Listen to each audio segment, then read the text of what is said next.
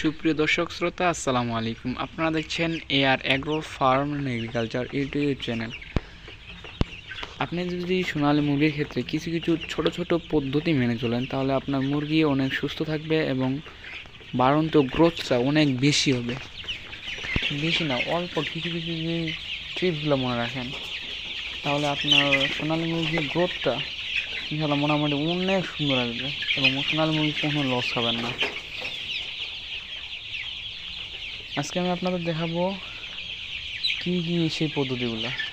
আজকে দেখতে পাচ্ছেন আমার মুরগি, আজকে মুরগির বয়স 25 দিন বয়সে মুরগি প্রায় ওজন আসে 400 গ্রাম করে। 25 দিন বয়সে মুরগি এভারেজ গড় ওজন আসে 400 গ্রাম।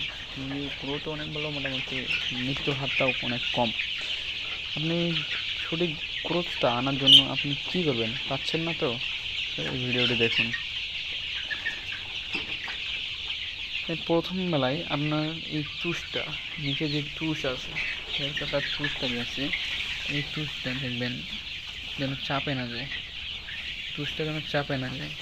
এই টুসটা ঝুরঝুরে রাখতে হবে, মুরগি যেন আরাম পায় সে অবস্থায় রাখতে হবে। টুসটা যদি চাপে যায় তাহলে মুরগির গ্যাস হবে এবং এখানে কৃমি হতে পারে এবং মুরগির চোখ কানা হবে। তাছাড়া মুরগি চোখের সমস্যা, সর্দি লাগতে পারে, আরও অনেক সমস্যা। তারা কোথায় আপনার তুষ যত ভালো থাকবে মুরগি তত সুস্থ থাকবে। তুষ আপনার নিচের তুষ খারাপ হবে মানে মুরগি অসুস্থ হয়ে পড়বে।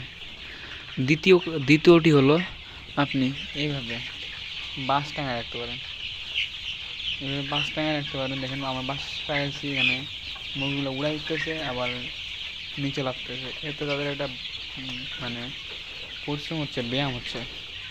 আপনি যত মুরগি উপরে থাকবে এভাবে বা নিচে আপ ডাউন করবে, মুরগি ওঠানামা করবে, মুরগির খিদাটা তত বৃদ্ধি পাবে এবং মুরগির একটা ব্যায়াম হবে। দেখুন আমার মুরগিগুলো কি সুন্দর করে বাঁশ টাঙাইছি, বাঁশের উপরে ঝুলে আছে। এতে তাদের আবার কিসের ওঠানামা করতে আপ ডাউনটা বেশি হচ্ছে। নাম্বার বিষয়টি হচ্ছে মুরগির খাবারের দিকে খেয়াল রাখবেন। মুরগির খাবার শেষ হয়ে যাবে তারপরে খাবার দিবেন, এরকম ব্যাপারটা কিন্তু করবেন না। আপনার মুরগির খাবার থাকাতেই আপনি আবার খাবার দেবেন, তাতে যেন মুরগির খাবারের ঘাটতিটা যেন না হয়। আর ভাই, মুরগিকে যত খাওয়াবেন তত লাভ, ও যত খাবে তত আপনার প্রফিট হবে। এই জন্যই আপনারা সঠিক পরিচর্যা পদ্ধতি মেনে মুরগি পালন করুন। বাঁশ টাঙায় দেবেন, নিচের টুসগুলো খেয়াল রাখবেন, মুরগির পানি আছে কিনা এটা খেয়াল রাখবে। শরীর সবসময় ঠিক পর্যায়ে পানি দেবেন, তাহলে আপনার মুরগি সুস্থ থাকবে, আপনিও লাভবান হবেন। ধন্যবাদ সবাইকে এই ভিডিওটি দেখার জন্য।